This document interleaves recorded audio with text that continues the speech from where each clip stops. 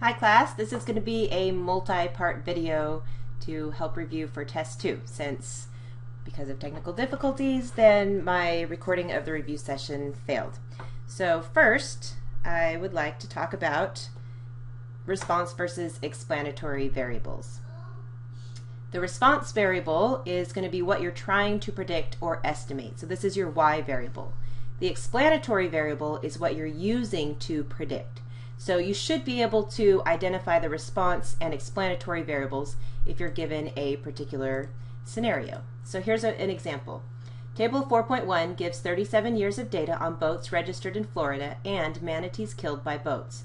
Find the least squares regression line for predicting manatees killed from thousands of boats registered. So remember, response variable is what you're trying to predict, and here it says we are going to be predicting manatees killed.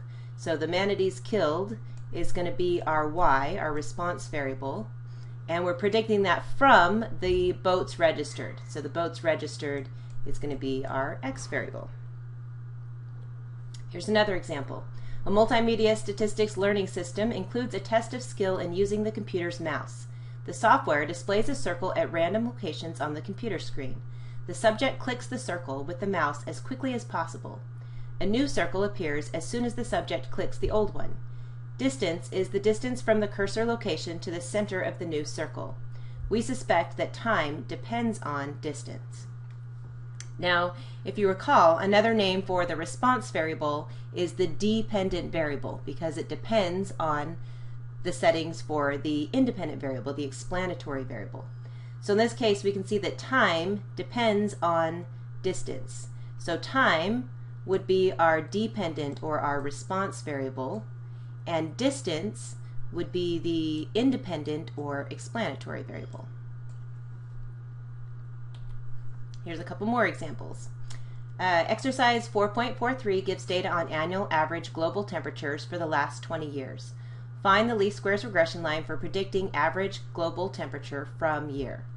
So again, the thing that we are predicting is going to be our response variable. So in this case, we are predicting average global temperature. So that's going to be our y, or the response variable, and from year. So we're using year to make that prediction. So what we're using to predict is going to be our x value, or in other words, our explanatory variable.